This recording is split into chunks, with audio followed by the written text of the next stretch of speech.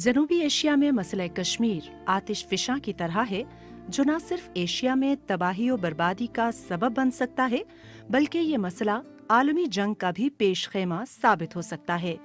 मसला कश्मीर की वजह से दुनिया के तमाम अमन पसंद मुमालिक बिलखुसूस मुस्लिम मुमालिक शदीद तशवीश के शिकार हैं। कश्मीर में ढाए जाने वाले भारतीय मजालिम की वजह से भारत का मकरूह चेहरा पूरी दुनिया के सामने आया हो चुका है।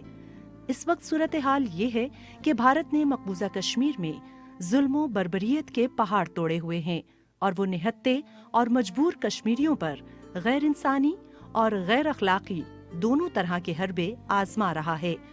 कश्मीरी शहरी ये जुल्म सितम गुज़िश्ता कई दिहाइयों से सह रहे हैं और अपने हक के हुसूल के लिए सियासी जिद्दोजहद जारी रखे हुए हैं।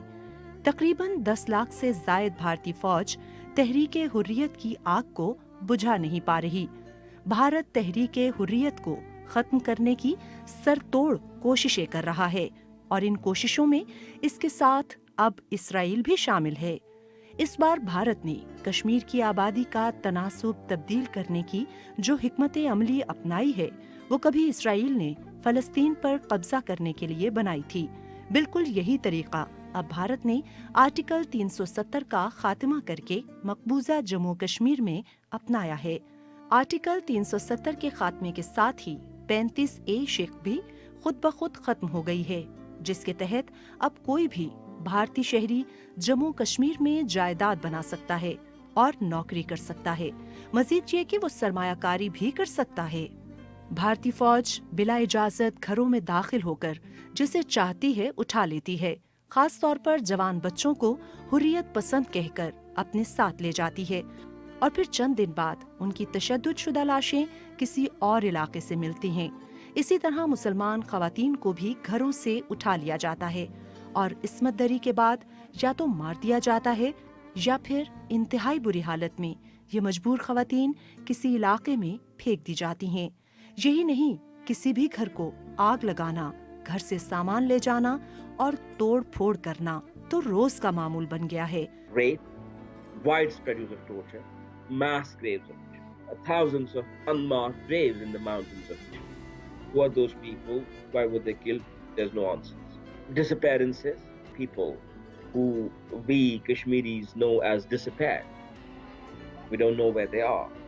Extrajudicial killings, fake encounters where they would take innocent Kashmiris to a forest, murder them, faces mutilated, dressed in fatigues to be passed off as dreaded militants of Lashkar-e-Taiba. बैनुल-अक़वामी मीडिया को कश्मीर से अव्वल तो दूर रखा जा रहा है या अगर इजाजत दी भी जा रही है तो चंद मखसूस इलाकों तक ही मीडिया की रसाई है। उन इलाकों तक जाने ही नहीं दिया जा रहा जहां ये सफाक गवर्नमेंट अपनी फौज के साथ आगो खून का खेल खेल रही है। बल्कि ये कहना बजा है कि आलमी मीडिया की कवरेज पर मुकम्मल तौर पर पाबंदी लगा दी गई है। सोशल मीडिया की रसाई भी बंद है।